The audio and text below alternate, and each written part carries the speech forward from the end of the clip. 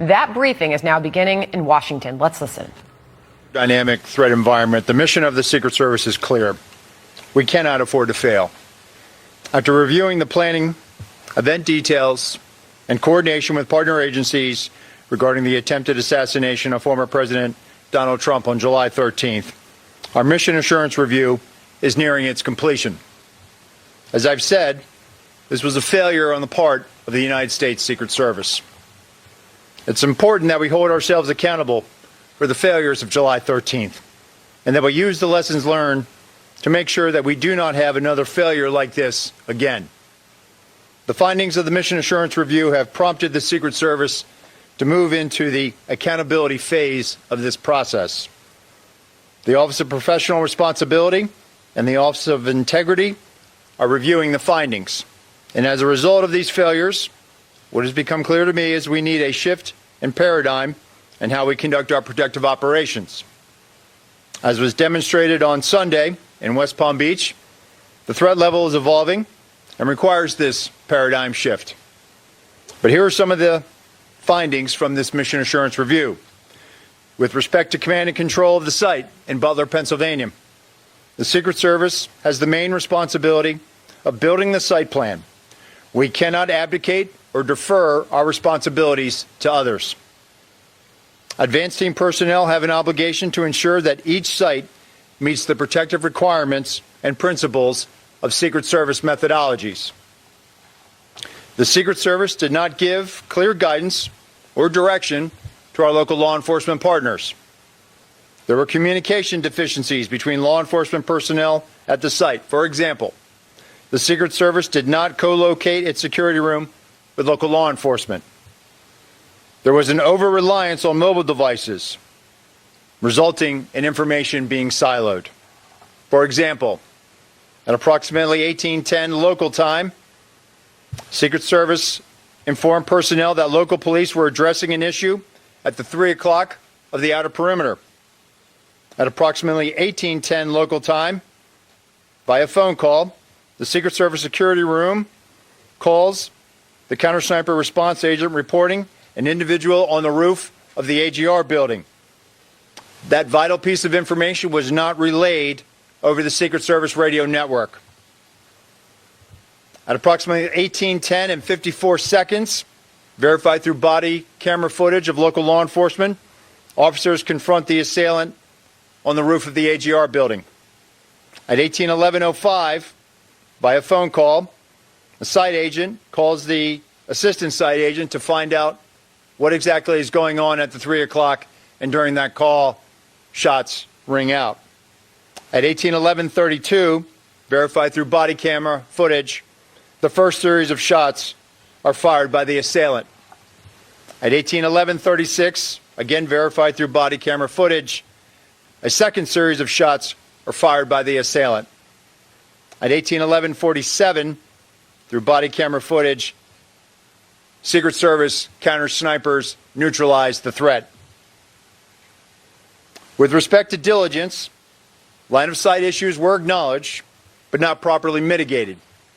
Issues were encountered the day of the visit with respect to line-of-sight concerns, but they were not escalated to supervisors. While some members of the advance team were very diligent, there was complacency on the part of others that led to a breach of security protocols. With respect to accountability, the Mission Assurance Review has identified deficiencies in the advanced planning and its implementation by Secret Service personnel. These employees will be held accountable, and this agency has among the most robust table of penalties in the entirety of the federal government. And these penalties will be administered according to our disciplinary process. But due to federal regulations, I cannot get into personnel matters as they are proceeding. With respect to a paradigm shift, we're at a pivotal moment in the history of the Secret Service and at a pivotal moment in the history of our country. And I've directed that the Secret Service embark on a significant paradigm shift that will redefine how we conduct protective operations. What occurred on Sunday demonstrates that the threat environment in which the Secret Service operates is tremendous and under constant threat. And we've been in this heightened and increasingly dynamic threat environment since July 13th. This reality has necessitated that we significantly increase our protective footprint, and we've already begun to do so following the events of July 13th.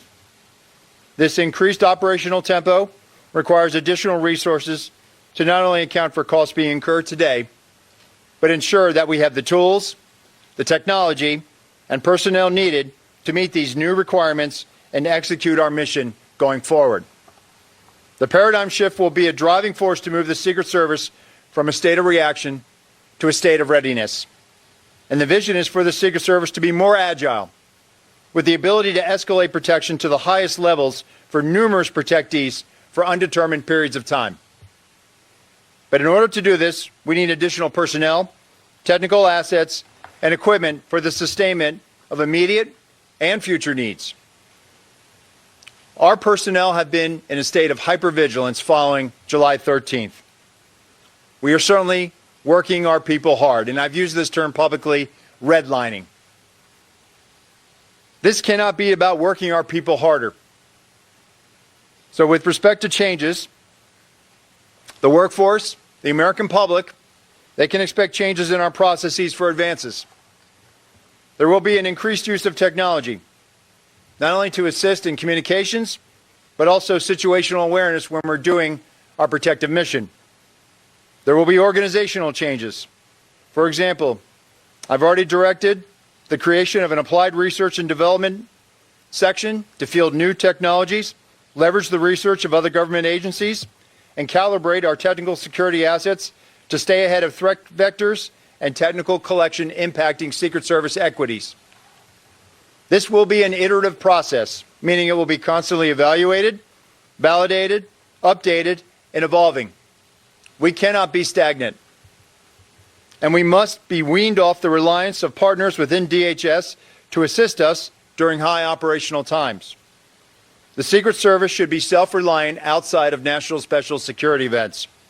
However, we recognize that we will always need assistance from our partners within the Department of Homeland Security and our partners at the Department of Defense. And I want to take this moment now also to thank our workforce.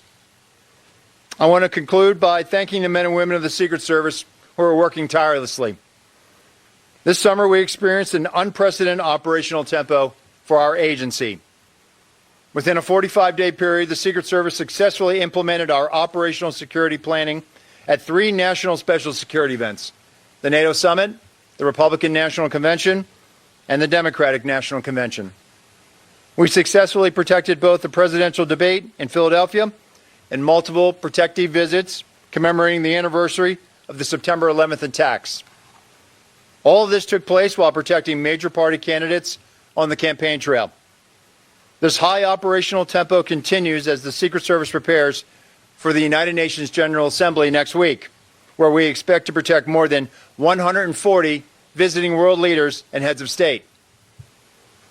I am proud of all that we've accomplished in a very difficult and tumultuous time for the agency. And I recognize and thank the men and women of the Secret Service and their families for continuing to make great sacrifices in support of our enduring mission. And with that, I will take questions.